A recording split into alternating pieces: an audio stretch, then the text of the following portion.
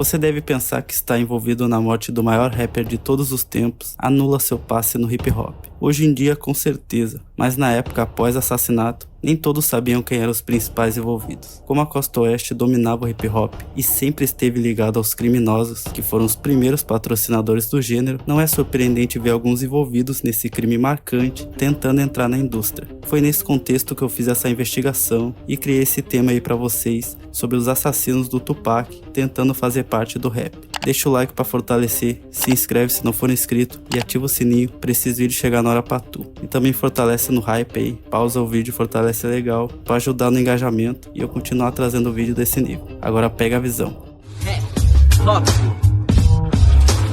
Keef D, ex-líder do Southside Compton Crips e suspeito no caso do Tupac, disse que 4 membros da gangue estavam no Cadillac branco que se aproximou de Tupac em Las Vegas. Ele estava no banco da frente, seu amigo T. Brown dirigia, e no banco de trás estavam seu sobrinho Orlando Anderson, que teria disparado, e um amigo que se negou a atirar. Mas o assunto nas ruas é outra coisa. Diz que foi esse cara aí, chamado Big Dre, quem realmente atirou. A decisão de culpar Orlando Anderson, o Baby Lane, pelo assassinato do Tupac, garantiu a ele um legado nas ruas, uma imortalidade criminosa fortalecida pela mídia. Ela já estava acusando ele de ser o assassino. Então Keef D só confirmou. E associar o nome dele à morte do maior rapper de todos os tempos fez com que o Baby Lane nunca fosse esquecido, enquanto o Big Dre continua na sombra do crime. Para uns ele é o verdadeiro culpado e para outros um covarde que amarelou na hora H. DeAndre Freak Dre Smith, também conhecido como Big Dre, chegou a ser uma promessa nos esportes, mesmo estando acima do peso, mas acabou se deixando levar pela vida nas ruas e entrou pro Southside Compton Crips. Em 93, o Big Dre, o Orlando Anderson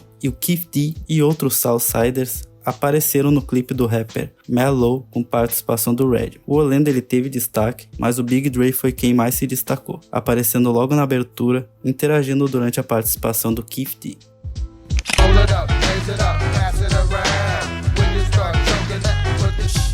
Em 93, meses antes da morte do Tupac, o Orlando Anderson e o Big Dre foram suspeitos pelo assassinato do Edward Webb, membro de uma gangue rival que foi morto em uma festa. A arma de Orlando falhou, então Big Dre deu o tiro fatal. Depois da morte do Tupac, Orlando ele foi preso, mas liberado por falta de provas, e morreu antes dele ser acusado. Já o Big Dre ele foi a julgamento, mas acabou absolvido, sob a alegação de que a acusação era uma retaliação lá pelo caso do Tupac, já que não conseguiram prender ele por causa disso. Ele confessou que estava em Las Vegas, mas mentiu, dizendo que ele estava sozinho no quarto, sendo que segundo Keef D, ele estava no carro, se negou a atirar, então Orlando pegou a arma e fez os disparos. No dia seguinte ao tiroteio em Vegas, moradores de Compton afirmaram ter visto o Orlando e o Big Dre no Cadillac, e que foi o Big Dre que se gabou pelo tiro. Em 2002, o Big Dre fundou a Runoff Records, sua própria gravadora em Compton, mas desde o início as coisas deram errado. Na festa de inauguração, o primo do Orlando Anderson e membro do Southside Compton Crips foi morto a tiros e o Big Dre teria disparado contra o carro do agressor enquanto ele fugia.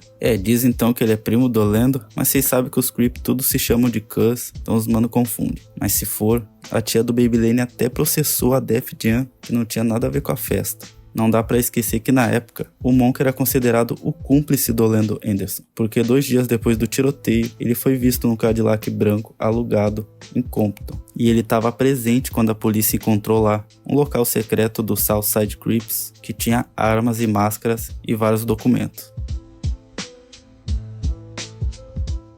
Authorities in Compton, California have 1 man in custody and are looking for as many as 4 other possible suspects in connection with the shooting death of Yetunde Price, the 31-year-old sister of Venus and Serena Williams. Depois, em junho de 2003, o escritório da Runoff Records foi invadido durante as investigações sobre o assassinato da Yetunde Price, a meia-irmã das tenistas lá, Venus e Serena Williams, mas o Big Dre não estava presente, então ele conseguiu evitar a prisão. No dia 14 de setembro de 2003, Yetunde Price estava num SUV com o namorado quando foi atingida na cabeça e morreu. O tiro foi disparado em um caso lá de identidade trocada e o atirador foi identificado como Robert Edward Maxfield, que era membro do Southside Compton Crips. E vocês ainda achando que foi só a morte do Tupac que fez a má fama dessa gangue. Por isso, muita gente criticou a Serena Williams por fazer Sea Walk tanto quando ela ganhou lá a medalha de ouro nas Olimpíadas de 2012, quanto durante a apresentação do Kendrick Lamar no Super Bowl, porque sua irmã foi vítima de uma gangue ligada aos Crips. Big Dre foi ligado ao caso porque ele era próximo de um dos envolvidos e porque ele estava presente no local do tiroteio, mas ele nunca foi acusado formalmente de participar do crime.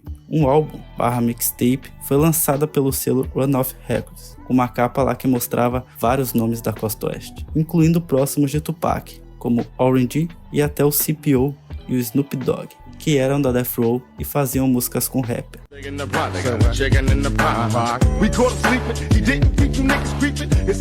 Na verdade, esse disco reúne vários artistas ligados ao Snoop Dogg, incluindo nomes da sua gravadora, a Dogg Style/Dogg House. Teve feat do Goldie Locke e o Trey D, membros do grupo do Snoop Dogg, The East Sirens, também a Cola Locke, do grupo feminino Dogs Angels, e o rapper E. White, integrante do coletivo DPGC, mas que se destacou muito mais no grupo do Snoop Dogg, Dogg Style All Star, que lançou um álbum em 2002 com faixas como Na Like It Was. A música que o Snoop Dogg participa no disco contém feat com Cocaine, artista da sua gravadora e um dos principais colaboradores naquela época, e a produção dessa mesma música ficou por conta do Mitch Wells, produtor de vários álbuns importantes aí do Snoop.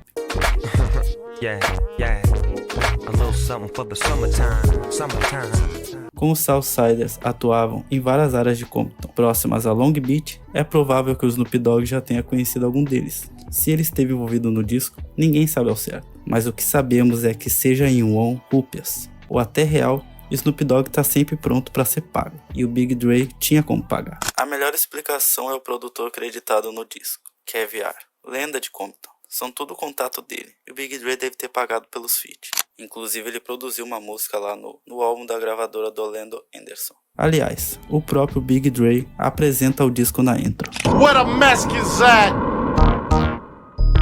Run off up in your ass like this, baby. Fontes dizem que o Big Dre se tornou obeso mórbido, desenvolveu diabetes, ficou cego e acabou falecendo em 2004. Também circulam rumores de que ele teria sido envenenado pela namorada, mas segundo a polícia, a morte foi causada por complicações de saúde. Como nenhuma dessas versões é 100% confirmada, vou manter o foco do vídeo e deixar para me aprofundar nesse assunto em outra hora. Então, a última faixa da mixtape da Run Off Records foi cantada e produzida pelo OBG Evil Kurt, que dizem que é até primo do Big Dre. Esse é o membro do Southsiders, que é o artista mais próximo do selo do Orlando Anderson. Mas na época em que a mixtape foi lançada, tanto Orlando quanto Evil Kurt já tinham falecido. O álbum foi dedicado à memória deles e de outros soldados caídos.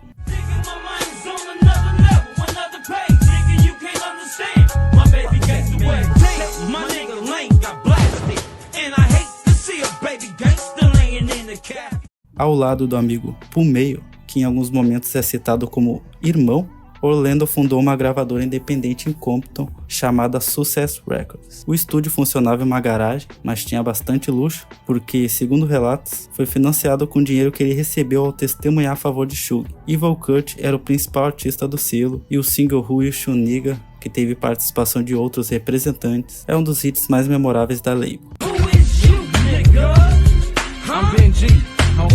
Mas só em 99, após a morte de Orlando, a gravadora lançou uma compilação em sua homenagem, e teve participações de rappers locais desconhecidos. Eles são apresentados no encarte do disco. Na primeira faixa, o Big Dre apareceu pela primeira vez na introdução lá da música, que é cantada pelo grupo Wadis. What's up to the motherfucking world? We got my niggas and young guns in the motherfucking house from the LB. Mas o disco não tem nenhuma participação do Evil Kurt.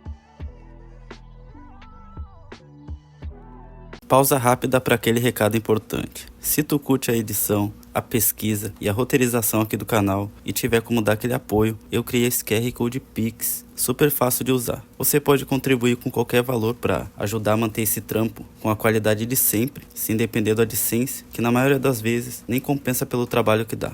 Então se quiser fortalecer, e claro, você pode fortalecer também, dando vários hype nesse vídeo para ele ficar em alta. Tamo juntão, bora!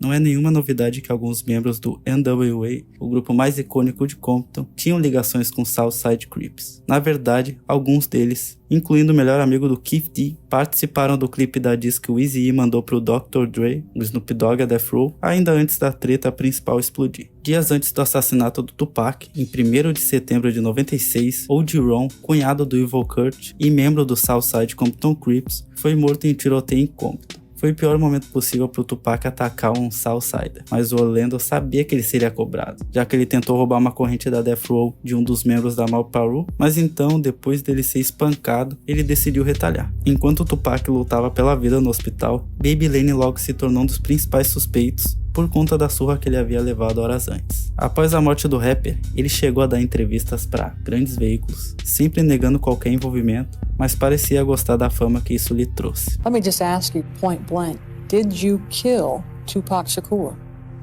I didn't kill Tupac.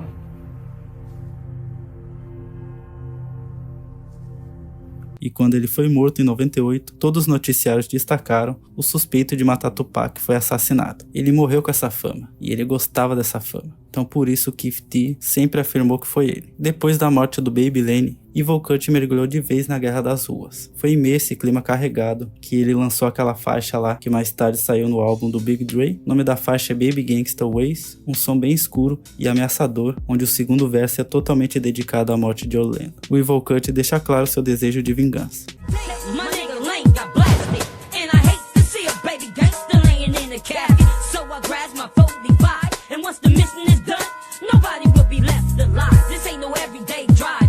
It's a homicidal mission inspired by a Southside to seek, kill, and destroy. In revenge of one of my motherfucking homeboys. You bitch ass niggas said you didn't want beat, but then you blast and shot one of my niggas on these Compton streets. Now my nigga was dead and gone, and everybody I know is singing the same song. Who shot the homie? Why did he have to die? Fuck the explanation, it's time to hoorah and get the AK off the shelf. And if you must don't wanna ride, I ride my fucking self. Nigga, my mind's on another level, another page, nigga, you can't understand. My baby gangsta way. Infelizmente, em junho de 2000, Evil Kurt havia acabado de sair lá de um fast food e ele estava parado numa sinaleira, numa esquina lá de Compton, quando um jovem negro, membro de uma gangue rival, de apenas 12 anos de idade, se aproximou e deu um único tiro no rosto dele. Evil Kurt morreu na hora. Além dos 4 envolvidos que estavam no carro, o quinto foi o Eric Von Zip, que foi o dono da arma e ajudou a orquestrar o crime. Zip era um dos gangsters mais temidos do Harlem. Realmente ele andava com vários nomes lendários aí. Muitos desses nomes aí foram imortalizados em clássicos do rap, mas como ele era da velha guarda, suas histórias ficaram nas sombras. Como esse não é o tema do vídeo, não vou me aprofundar. O Zip ele tinha muita influência tanto no crime quanto na indústria do entretenimento. Ele orquestrou muita coisa aí por trás dos panos, sempre longe dos holofotes. Zip apadrinhou Puff Daddy e foi uma peça-chave nos primeiros passos de sua ascensão. Ele não só o guiou nos bastidores, como também apresentou algumas pessoas importantes a esse futuro magnata da música. Ele também apresentou Keith D, relação que começou com Keith D alugando um dos seus carros lá pro Puff Daddy usar no clipe do Usher, para depois ele acabar protegendo a Bad Boy durante a treta da Death Row quando eles precisavam ir para Los Angeles. Na série Unsolved, que é sobre as investigações dos assassinatos do Tupac e o Big, os personagens do Zip e o Keith D tiveram muito destaque. Segundo aí a confissão do Keith D, o Puff Daddy teria oferecido cerca de $1 milhão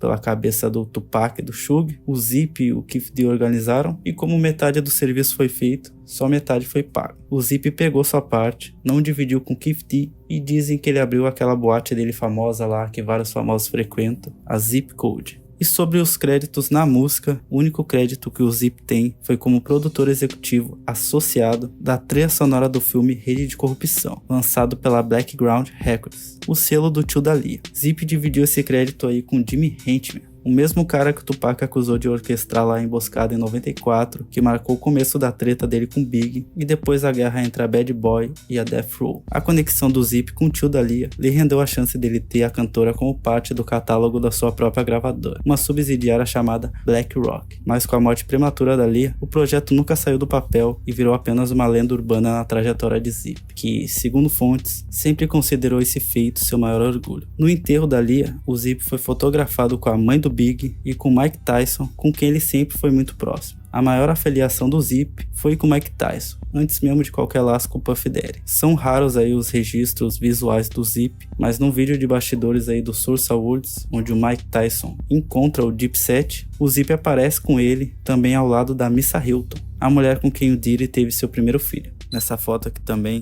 ele aparece com o Wolf, que era guarda-costas do Puff. São muitas conexões com Puff Daddy. Não tem como negar. Zip faleceu de câncer em 2012 e sua morte deixou claro o quanto ele ainda era influente e extremamente rico, com uma fortuna em dinheiro e bens espalhados. E o quanto ele era muito querido por muitos. Dezenas de pessoas passaram pela funerária só para prestar homenagem, incluindo seus amigos Puff Daddy e Mike Tyson. O cortejo em homenagem ao Zip foi um evento impactante que tomou as ruas do Harlem. Uma carruagem puxada por cavalos percorreu diversos pontos importantes da região, incluindo sua antiga casa noturna, o Zip Code, até chegar na parada final, na sua rua. Até hoje, o Von Zip é lembrado e honrado na sua comunidade, que celebra anualmente o Dia do Zip, mesmo ele sendo a pessoa que supostamente forneceu a arma que tirou a vida do maior rapper de todos os tempos. O último dos envolvidos morreu em 2015, T. Brown, vulgo Bubble Up, ou Laurel, nome que recebeu após sobreviver a 9, ou como ele mesmo diz, mais de 20 tiros, 26. Ele era um motorista, e a pessoa que o Yak Gaddafi reconheceu e descreveu para a polícia antes de morrer, menos de 2 meses após a morte do Tupac. Esse cara responsável pela fuga bem-sucedida nunca fez parte da indústria, mas sua morte acabou envolvendo Chief Keef em uma situação polêmica. LA County Sheriff's deputies confirming 2 men found dead inside what they say has all the markings of a marijuana dispensary.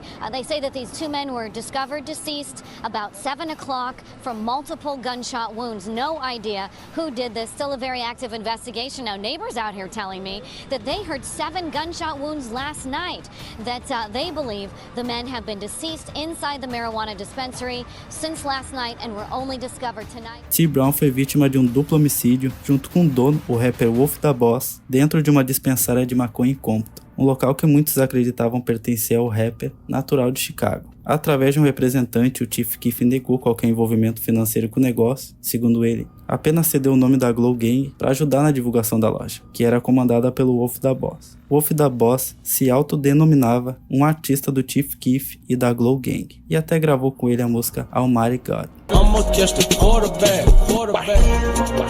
Somebody just kill somebody. A verdade é que o Chief Keef tentou se distanciar depois que tudo vem à tona. A inauguração da loja chegou a ser noticiada por alguns veículos 1 ano antes, dizendo que ele havia aberto sua própria loja de cannabis, tudo isso por conta de uma postagem que o próprio rapper fez. E depois que tudo aconteceu, ele apagou. Naquele período, o Wolf vinha mostrando muito dinheiro e joias online, e a polícia acredita que foi um possível roubo, mas o duplo homicídio continua sem solução até hoje. T. Brown poderia estar preso junto com Keef D, mas ele partiu antes que isso acontecesse. E sobre o Keef D, esse sim se introduziu na indústria, e de um jeito ousado, se gabando por ser um dos envolvidos no assassinato do Tupac. Deu inúmeras entrevistas revelando novos detalhes e acabou pagando caro por isso. Tudo começou com a sua confissão sobre os crimes, onde ele confessou para o Greg Cady, que usou sua investigação e essa confissão como peça principal do livro e também do documentário Murder Rap, e essa investigação dele junto com a do policial Russell Poole, que tá lá no livro Labyrinth, foram usadas na série Unsolved da Netflix, onde o Keef D brilhou com seu personagem retratado. Além dele aparecer nos principais canais de entrevistas aí sobre, principalmente curiosidades do hip hop, Keef D lançou um livro sobre sua história e sobre os detalhes do crime, e foi ainda mais longe, participando de um documentário sobre a Death Row Records, onde contou detalhes e se gabou. I'm here, whole wall, Flamingo, and this was the spot that changed my life.